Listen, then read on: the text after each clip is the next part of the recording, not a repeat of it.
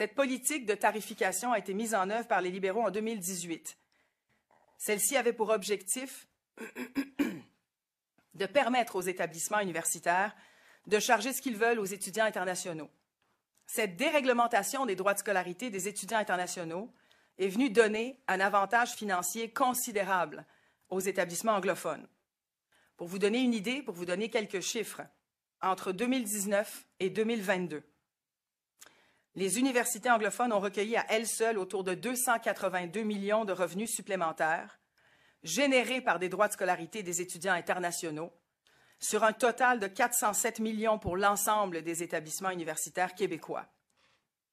En comparaison, les 10 établissements francophones du réseau de l'Université du Québec se sont partagés seulement 46,9 millions de cette enveloppe sur la même période. Pourtant, le financement public des universités n'a pas été ajusté pour tenir compte de ces revenus additionnels. Comme ministre de l'Enseignement supérieur, je me dois de rétablir et de réduire cet écart au sein de tout le réseau universitaire. Ma responsabilité, c'est de m'assurer que le réseau francophone autant qu'anglophone puisse croître et rayonner toujours davantage, autant au Québec qu'à l'international. Mais je dois aussi m'assurer que les politiques du ministère de l'Enseignement supérieur ne contribuent pas au déclin de la langue française à Montréal, mais soient au contraire un vecteur clé de son rayonnement. C'est pourquoi aujourd'hui j'annonce notre intention de mettre en place dès la rentrée de l'automne 2024 un nouveau modèle de tarification pour tous les étudiants non québécois. À partir de l'automne 2024, pour tous les étudiants hors Québec, de premier cycle et de deuxième cycle professionnel, autant canadiens qu'internationaux, un tarif plancher sera établi.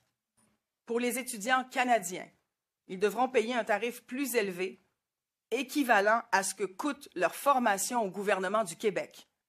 Ainsi, le tarif passera de 8 992 $ à environ, selon des estimations préliminaires, 17 000 $. Pour les étudiants internationaux, le tarif minimum sera plus élevé que les étudiants canadiens et représentera approximativement, encore une fois selon des estimations préliminaires, 20 000 $. De plus, sur chacun de ces étudiants non québécois, on vient récupérer un montant forfaitaire.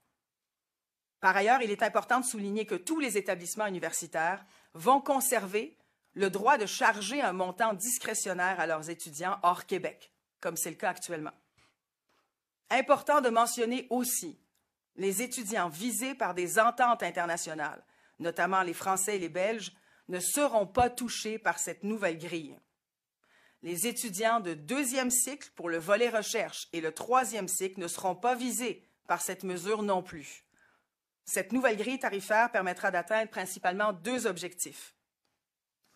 Le premier, le gouvernement du Québec, en l'occurrence les contribuables, ne financeront plus les étudiants canadiens qui viennent étudier dans nos établissements, mais qui retournent dans leur province après leurs études. Deuxième objectif, c'est un nouveau modèle de financement qui va permettre d'atteindre un meilleur équilibre au sein du réseau par rapport aux revenus générés à partir des étudiants internationaux. En récupérant ce montant forfaitaire sur des droits chargés à chaque étudiant international, le ministère de l'Enseignement supérieur va se donner effectivement les moyens de financer des mesures qui nous permettront de mieux soutenir le réseau francophone dans l'attraction d'étudiants internationaux, particulièrement dans les domaines stratégiques pour l'économie québécoise et nos services publics. Aujourd'hui, le gouvernement du Québec envoie un signal clair. Non seulement on met fin à une politique qui subventionnait à perte des étudiants qui ne restent pas ici, mais on vient freiner le déclin du français à Montréal. Dans le réseau, d'ailleurs, le réseau de l'enseignement supérieur joue un rôle clé pour renverser cette tendance-là. Depuis les 5 dernières années, un nombre toujours croissant d'étudiants internationaux francophones a été attiré par le foisonnement de la recherche et par la qualité de l'enseignement de nos universités francophones. Aujourd'hui, nous sommes les premiers à avoir le courage de donner ce grand coup. Nous allons nous assurer que le réseau francophone partout au Québec soit une destination prisée par les meilleurs cerveaux et ce, dans toutes les disciplines. Avant de conclure, j'aimerais prendre un moment pour remercier toutes les équipes du ministère qui ont travaillé sans relâche au cours des derniers mois pour revoir, évidemment, ce modèle de tarification, le modèle des droits de scolarité actuel. Merci. Merci beaucoup, beaucoup, Pascal. Je suis très content d'être avec toi ce matin, aujourd'hui. Merci pour la clarté aussi de ta présentation. C'est limpide. Donc, c'est important aujourd'hui ce qu'on fait. C'est une annonce qui est significative.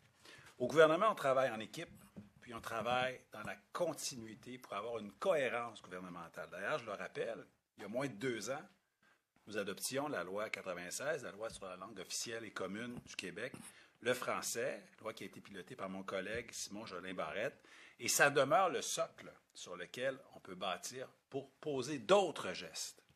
Pourquoi on pose d'autres gestes? Parce que depuis, nous avons reçu d'autres données, d'autres informations. Il y a eu les résultats du recensement présenté par Statistique Canada. Il y a eu aussi des informations qui nous sont venues de l'Office québécois de la langue française, du commissaire québécois à la langue française. C'est pour ça qu'on doit aller maintenant encore plus loin.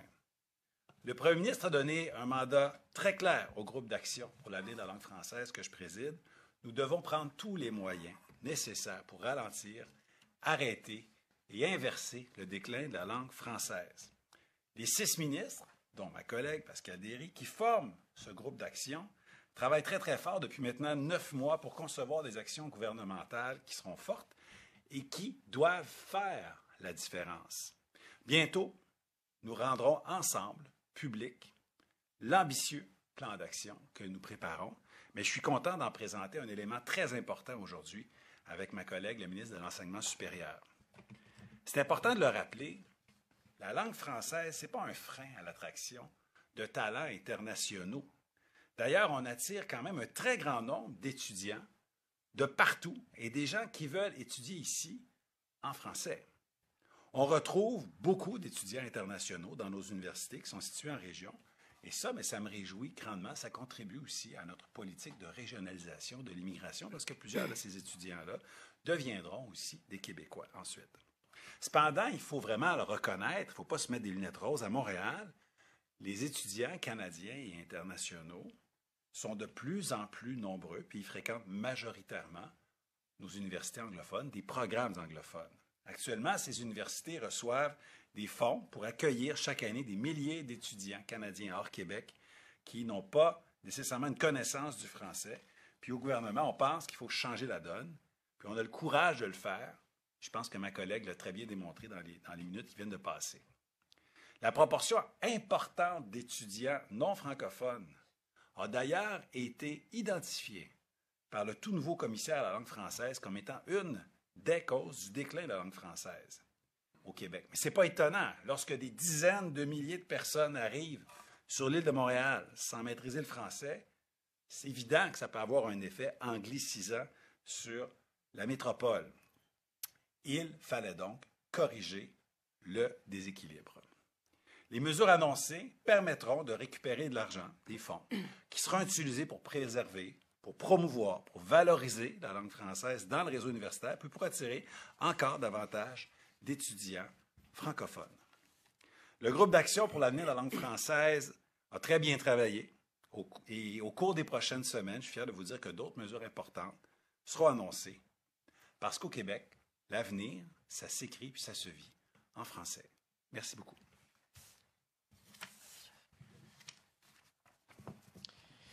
Merci. Donc, on va procéder à la période des questions. Donc, nous commencerons par les questions en français. Je vous inviterai à vous nommer ainsi que le média que vous représentez. Et puis, par la suite, on procédera aux questions en anglais. Donc, il y a 2 micros à l'avant.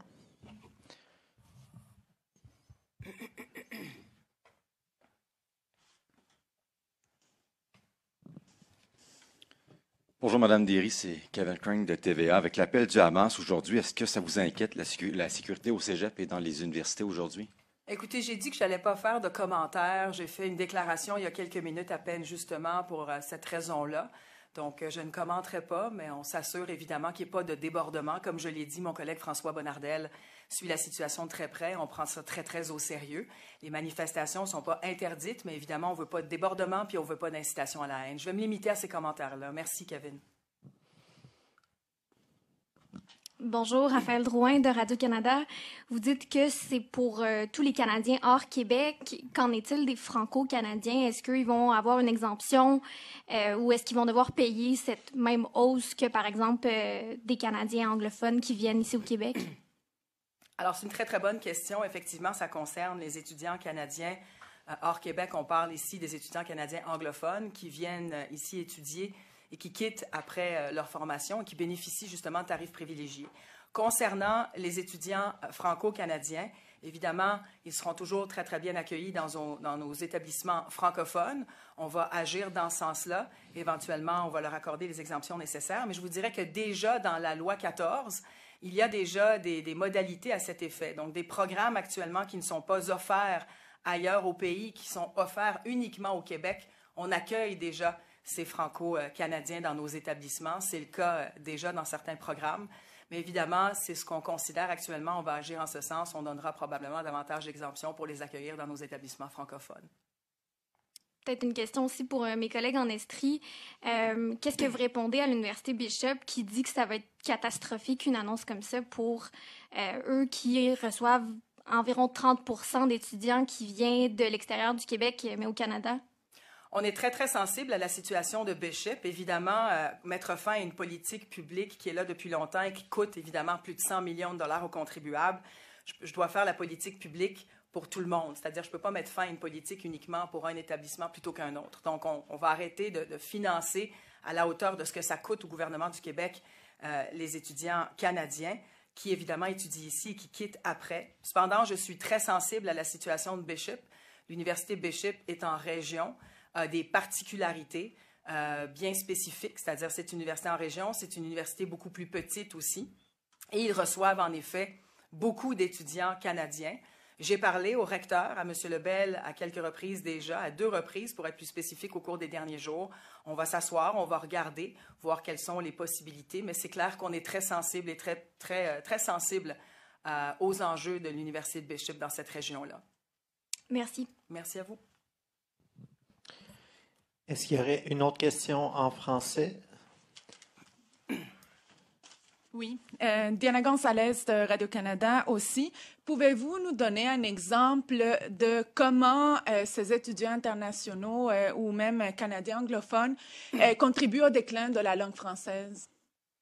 Écoutez, moi, je vais vous dire qu'on veut mettre fin, justement, à une politique qui coûte cher aux contribuables. C'est ce qu'on veut faire. Alors, d'abord, la première mesure, c'est de mettre fin au financement des étudiants canadiens, donc ceux qui viennent ici, qui étudient chez nous à des tarifs très, très privilégiés. Il faut le répéter, ce sont des droits de scolarité qui sont à 9 000 $ et c'est des droits de scolarité qui sont pareils, que ce soit un programme d'arts et sciences ou que ce soit un programme de médecine ou de génie ou de technologie de l'information. Ce sont des programmes où vraiment le tarif ne varie pas, alors qu'ailleurs, dans les autres provinces, le tarif est modulé, les droits de scolarité sont modulés par rapport à chacune des provinces. Alors pour nous, c'est important de mettre fin à cette politique-là, vu le contexte actuel, non seulement de pénurie de main-d'œuvre, mais aussi du fait français, mais c'est surtout aussi du fait qu'on est dans un contexte où il y a pénurie de main-d'œuvre. Je veux être capable de retenir des étudiants qui viennent ici, qui étudient ici et qui restent ici pour travailler, alors que ce n'est pas le cas pour la grande majorité des étudiants canadiens qui viennent, qui passent 3-4 ans et qui quittent. La déréglementation, comme je l'ai dit au cours des dernières années, la déréglementation a désavantagé de manière indue les établissements francophones. On n'a qu'à regarder les chiffres, il n'y a personne qui contredira ces chiffres-là. La déréglementation a désavantagé de manière importante en termes financiers les établissements francophones et c'est cet équilibre financier que j'essaie de rétablir. Vous comprendrez que le système au Québec, c'est un système public, c'est un système que le gouvernement finance de manière importante et donc je me dois comme ministre de l'Enseignement supérieur de corriger ce déséquilibre financier puis soutenir davantage le réseau francophone ici à Montréal et ailleurs au Québec. Si je peux me permettre de compléter, puisque votre question portait aussi sur la langue française. Oui. Je veux juste préciser quelque chose aussi. D'aucune manière, les politiques annoncées aujourd'hui viennent désavantager la communauté historique anglophone québécoise. Je veux dire, les gens qui habitent ici, sur le territoire québécois, depuis des années, qui appartiennent à la communauté anglophone, qui fréquentent un collège anglophone, puis qui peuvent ensuite fréquenter une université anglophone, verront d'aucune manière leurs frais de scolarité modifiés. Je veux quand même le préciser, là, pour être certain que tout soit bien compris. Mais reste que pour les Québécois, il faut quand même se poser la question, est-ce qu'on souhaite avoir 10 000, 20 000, 30 000 personnes qui viennent de l'extérieur, que ce soit des étudiants étrangers ou des étudiants canadiens hors Québec, qui ne parlent pas français, qui viennent s'installer au centre-ville de Montréal? C'est une question, je pense, qu'on doit se poser. Il y a la question des finances, évidemment, mais il y a aussi la question démographique et linguistique. Et je suis convaincu que les gestes posés par ma collègue vont nous aider à terme à rééquilibrer non seulement le réseau universitaire, mais aussi rééquilibrer, je vous dirais, l'équilibre linguistique montréalais qui a été brisé ces dernières années. Merci. Et en suivi, donc je comprends que vous récupérez un montant là, de cette hausse-là, que ce soit pour les étudiants hors Québec et aussi les étudiants internationaux. C'est bien ça, vous récupérez l'argent des deux? Alors voilà, il y a deux prix planchers. Il y a un prix plancher pour les étudiants canadiens. Il y a un tarif plancher aussi pour les étudiants internationaux. Mais effectivement, le montant forfaitaire qu'on vient récupérer, que le ministère vient récupérer, comme c'était le cas avant la déréglementation, avant la première phase de déréglementation en 2018, c'était le cas. Le ministère venait récupérer un certain montant forfaitaire. Donc, c'est ce qu'on va faire, autant pour les universités francophones qu'anglophones. Le montant forfaitaire est récupéré, puis je veux le mentionner parce qu'il y a eu quand même de l'information qui a été véhiculée qui était un petit peu erronée dans la mesure où c'est pas juste le montant forfaitaire ne sera pas juste prélevé chez les anglophones. Le montant forfaitaire est prélevé à travers le réseau, à travers tous les étudiants non internationaux. Et l'argent généré, la marge financière générée par la fin de la politique des étudiants canadiens et par le montant forfaitaire qu'on va aller générer, va nous permettre de renforcer le réseau francophone et de, justement, rétablir ce déséquilibre financier qui existe actuellement. Puis nous donner un exemple de à quoi va servir cet argent que vous allez récupérer, là.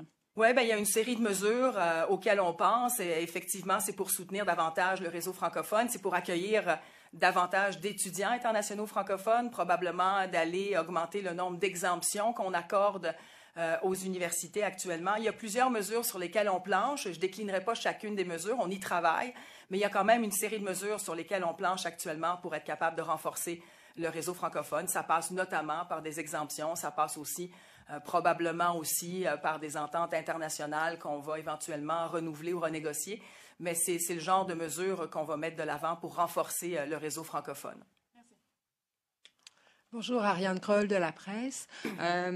Ce montant forfaitaire que vous allez récupérer sera plus élevé.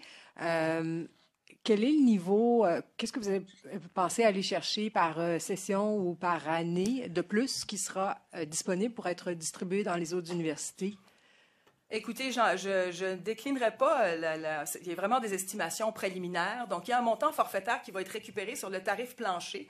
Donc, sur l'approximation du 20 000 pour les droits internationaux, il y a un montant forfaitaire qui sera prélevé. Il ne faut pas oublier qu'à l'intérieur de ce 20 000, il y a les droits de scolarité de base qui sont inclus.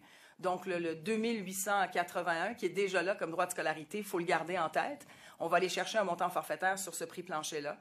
Mais je vous dirais que la mesure pour la fin de la politique des étudiants canadiens, c'est à peu près plus de 100 millions par année, je vous dirais.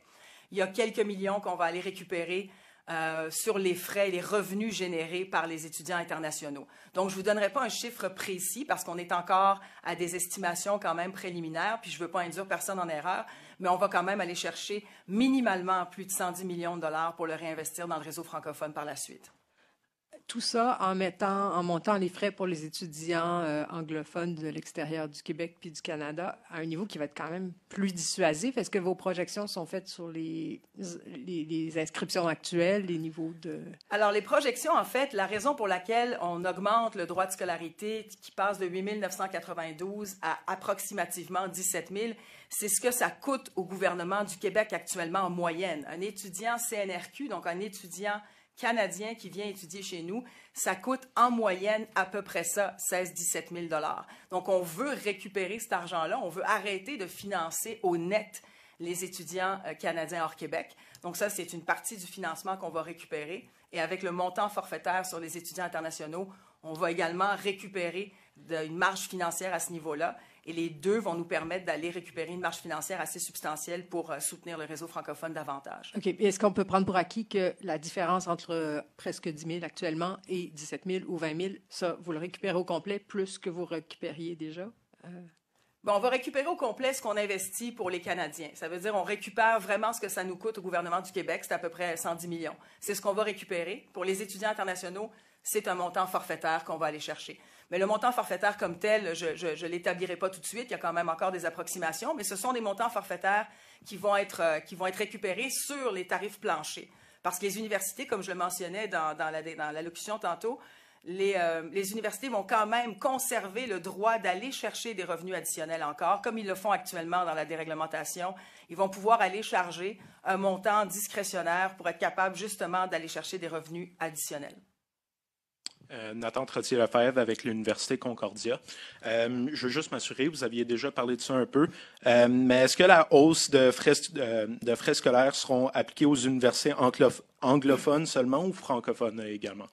Pour les étudiants canadiens, évidemment, la grande majorité des étudiants canadiens sont anglophones. 50% d'entre eux même viennent de l'Ontario. Donc, évidemment, la hausse de scolarité s'applique sur les Canadiens anglophones puisque ce sont eux qui fréquentent l'université. Ce sont eux, évidemment, c'est la politique pour laquelle on finance le plus. C'est celle-là, ce sont ces étudiants-là canadiens qui viennent dans nos universités, qui étudient à des tarifs très, très privilégiés comparativement à d'autres provinces dans le reste du Canada.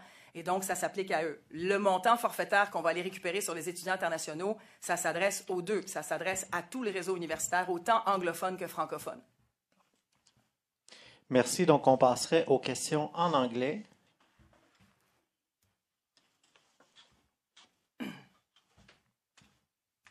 Hello, Andy Riga from the Gazette. I had a question about Quebec students who are studying in other provinces. As you know, many young people from Quebec go to other provinces, Ontario, New Brunswick, and even farther. Have you calculated how much other provinces subsidize Quebec students there? It's very difficult to have an idea of how much they subsidize, but what we know about the experts in the studies we've been sharing between the networks, the fees, the tuition fees elsewhere for a Quebecer that goes elsewhere in any province will always pay a higher tuition fee because the tuition fees in every single province are higher than 3,000, are higher than the 881 that we have here in Quebec. So whatever province, whatever program, whatever university a Quebecer is going to go study in, the Quebecer student will pay a higher tuition fee and will pay obviously higher than what's the programs that we offer here in Quebec. But my understanding is, I guess I should ask my follow-up question. Are you hoping that other provinces follow suit and start charging Quebecers $18,000 a year so that Quebec students don't go to other provinces anymore to study and stick to Quebec? Listen, this is a choice we've made here, a policy that we just want to stop funding because obviously it costs the government of Quebec and the taxpayers of Quebec a very high amount of money for students who come here and who don't stay here. And like I said, in the context of workforce shortage, I think we need to make sure that these students stay here. So a majority, I mean, mostly all of the students that come here and study here for 3-4 years go back to their province. Obviously, geographically, it's really close to go back to Ontario or to go back to BC. So it's for us, it's important to put an